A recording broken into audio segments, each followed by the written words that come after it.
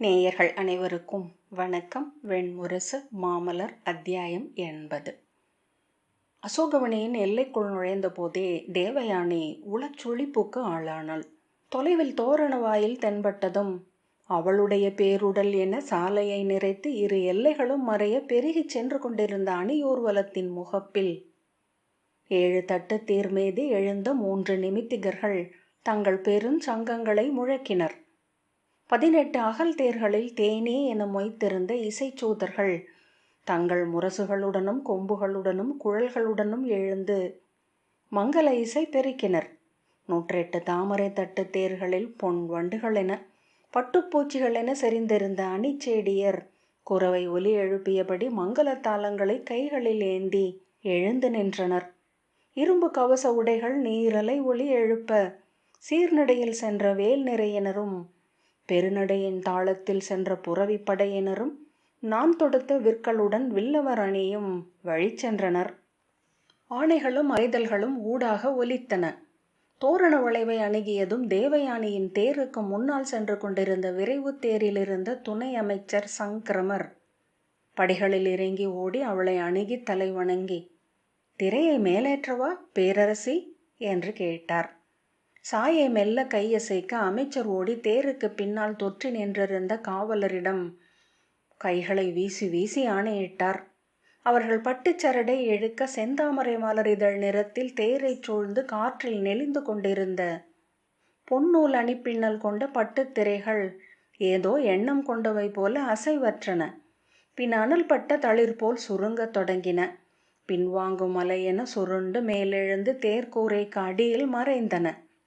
12 அடுக்கு கொண்ட பொன் மகுடமும் அதன் மேல் படபடக்கும் காக கொடியும் கொண்ட அப்போர்த்தேர் தேவயானி 6 ஆண்டுகளுக்கு முன்னர் அஸ்வமேதமும் ராஜசூயமும் முடித்து சத்ராஜிதை என தன்னை பாரத வருஷத்தின் மீது நிறுத்திய போது அவ்விழாவின் இறுதி நாள் 108 அரசர்கள் அகம்படி வர அவள் நகருலா சென்ற அணியூர்வலத்திற்காக கலிங்கச் சிற்பி சுதீரரால் வார்க்கப்பட்டது.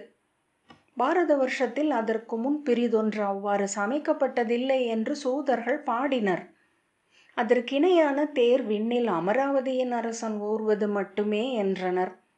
அத்தேரை பற்றி அவைக்கவிஞர் சூரியஹாசர் இயற்றிய காஞ்சனயான கீர்த்தி என்னும் குறுங்காவியத்தில் அதை நோக்கும் பொருட்டு நுண்விழிகளுடன் தேவர்கள் சூழ்ந்திருப்பதனால் சூரியனோ விளக்குகளோ அளிக்காத ஒளி ஒன்று அதை எப்போதும் சூழ்ந்திருக்கும் என்றார்.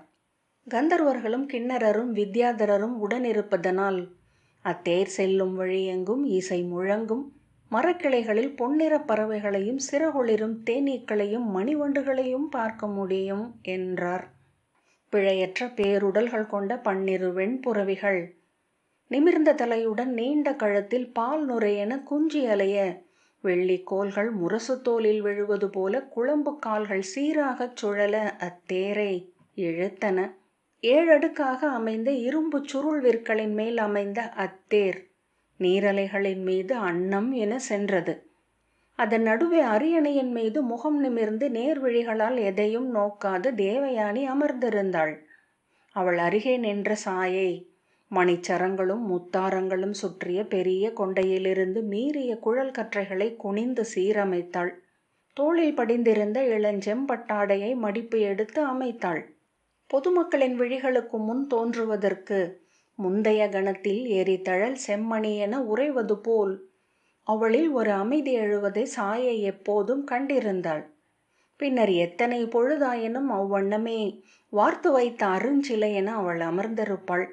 நோக்கில் விழியும் காலத்தில் இமையும் மூச்சில் கழுத்தும் அன்றி உயிர்ப்பென எதையுமே அவளில் காண இயலாது. பேரவைகளில் கொள்ளும் அந்த அசைவின்மையை மெல்ல காலப்போக்கில் தனித்திருக்கையிலும் அவள் கொள்ளத் தொடங்கினாள். அத்தனை பீடங்களும் அரியணைகள் ஆயின என அவள் வருகையை அறிவிக்க முரசு மேடைகளில் பெரும் முரசுகள் பிளிரி பெருகின. கொம்புகள் கனைத்தன. முழு கவச உடையுடன் முகப்பில் காத்து நின்றிருந்த காவலர் தலைவன் உக்ரசேனனும் குருநகரியிலிருந்து முன்னரே வந்து அச்சிற்றூரை நிறைத்திருந்த காவலர்களும் புத்தாடையும் மலர் மாலைகளும் அணிந்திருந்த அசோகவனியின் 5 குடி தலைவர்களும் அவர்களின் சுற்றமும் கைகளையும் குலக்கோல்களையும் மேலே தூக்கியும் படைக்கலங்களை நிலம் நோக்கி தாழ்த்தியும் அவளை வாழ்த்தி குரல் எழுப்பினர். அவளை எவ்வண்ணம் வாழ்த்த வேண்டும் என்பது கூட முன்னரே கவிஞர்களால் எழுதப்பட்டு ஒலி வகுக்கப்பட்டு அவள் செல்லுமிடத்துக்கு அவளுக்கு முன்னரே சென்றுவிட்டிருக்கும். எனவே எங்கும் ஒரே வாழ்த்தொலிகளே எழுவது வழக்கம். எந்த புது நிலத்திற்கு சென்றாலும் அந்நிலம் முன்னரே அவளால் வெல்லப்பட்டு விட்டது என்ற உணர்வை எழுப்பியது அது. மீண்டும் மீண்டும் ஒரே நிலத்தில் ஒரே முகங்கள் நடுவே ஒரே பொற்தேரில் சென்று கொண்டிருப்பதாக சாயை எண்ணிக்கொள்வதுண்டு. வாழ்த்தொலிகள் தேவயானியில் எந்த நலுக்கத்தையும் ஏற்படுத்துவதில்லை.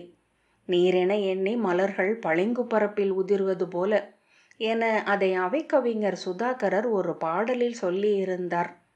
பல்லாயிரம் பேர் கண்ணீரும் கதறலுமாக நெஞ்சறைந்து கொந்தளிக்கையில் நடுவே கல்முகத்துடன் ஒழுகிச் செல்லும் கொற்றவை சிலை என்றார் பெருஞ்சூதராகிய மாகதசாலியர். முன்னரே நிகழ்ந்து முடிந்து காவியம் என்றாகிவிட்ட தலைவியா அவள் என அத்தோற்றத்தை வியந்திருந்தார் தென்னகத்து கவிஞரான ஆதன் பெருங்கொற்றன். தேர் தோரண வாயிலை அணுகிய போது சரளை கற்களுடன் மண் கலந்து விரித்து நீர் தெளித்து கல்லுருட்டி இறுக்கிய புதிய தேர்ப்பாதையில் கண் அறியாதபடி ஆழத்தில் ஓடிச் சென்ற முயல்வளை ஒன்றுக்குள் அவள் தேரின் சகடம் ஒன்று இறங்க நிலை தடுமாறி அசைந்து தோளால் சாயையின் விலாவை முட்டி கொண்டாள். ஒரு கணம் அனைத்து குரல்களும் திடுக்கிட்டு ஓசை அழிந்தன.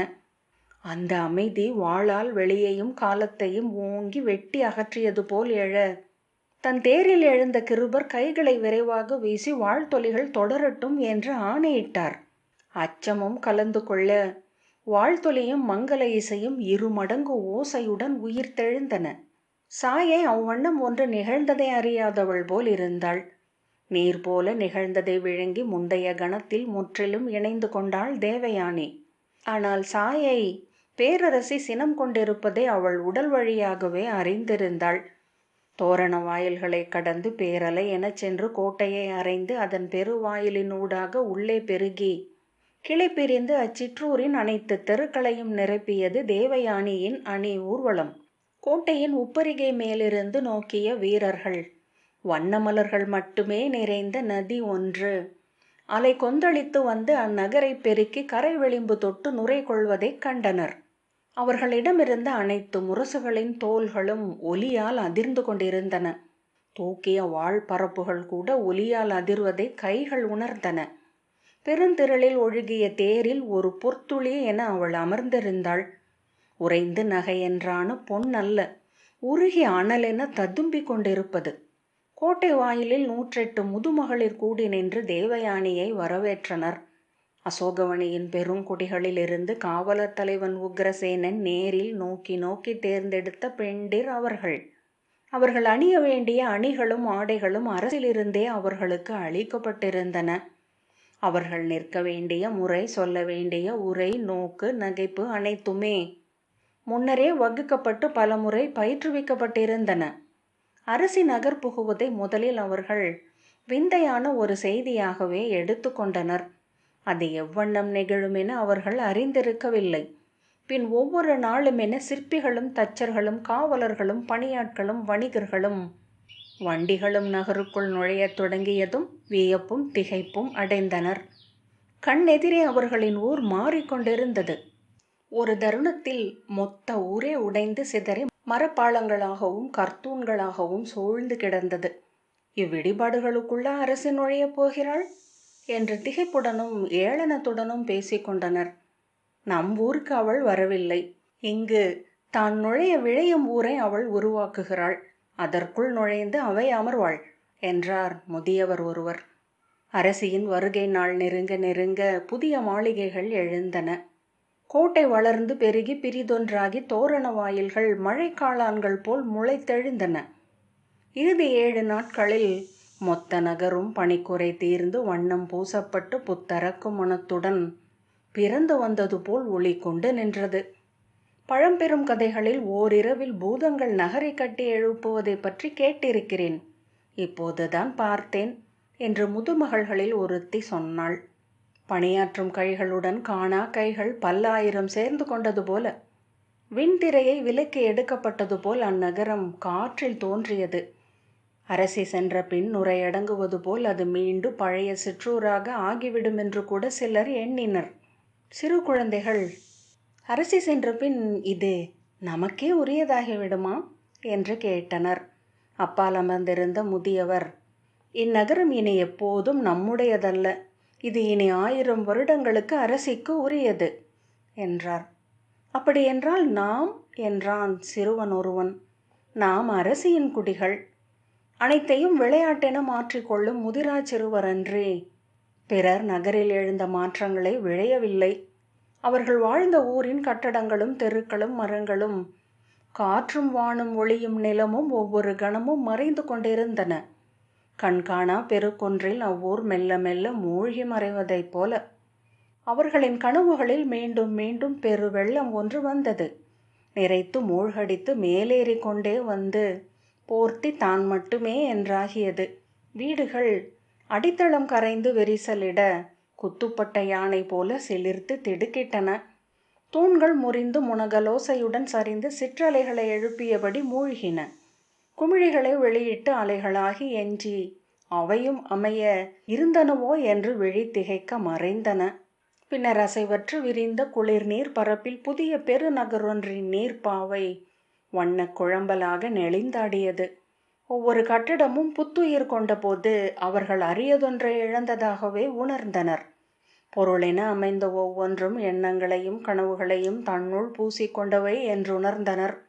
மண்மேல் அவை மறைந்த பின்னரும் தங்கள் உள்ளத்தில் எஞ்சுவது கண்டனர்.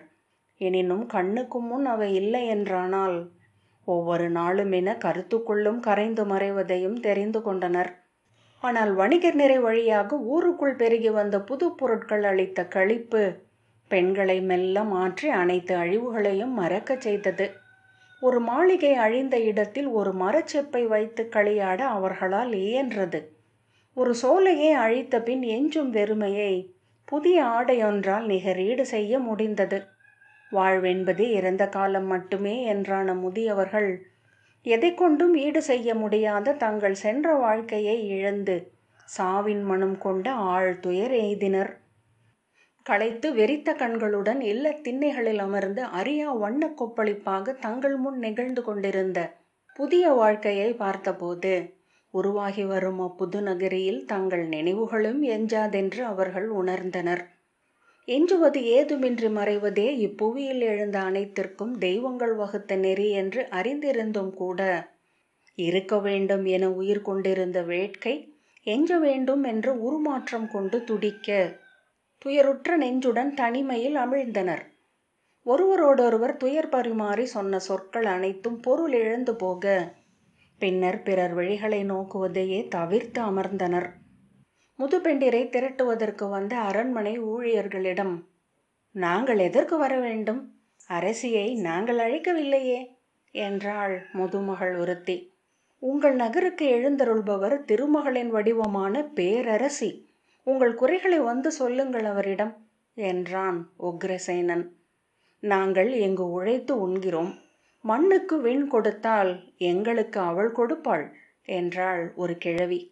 பேரரசியின் எழிலுருவை நேரில் காண்பது வரை இப்படி எதையெல்லாமோ எண்ணுவீர்கள். நேர்கண்ட அனைவரும் சொல்வதொன்றே, தெய்வங்கள் மானுட உடல் கொண்டு மண்ணில் தோன்ற முடியும். உங்கள் குளம் தழைக்க, கன்றுகள் பெருக, நிலம் குளிர, களஞ்சியம் நிறைய திருமகள் நோக்கு உங்கள் மேல் படியட்டும் என்றார் அமைச்சர் கிருபர். ஒரு களியாட்டென அவர்கள் அதற்கு ஒப்பினர்.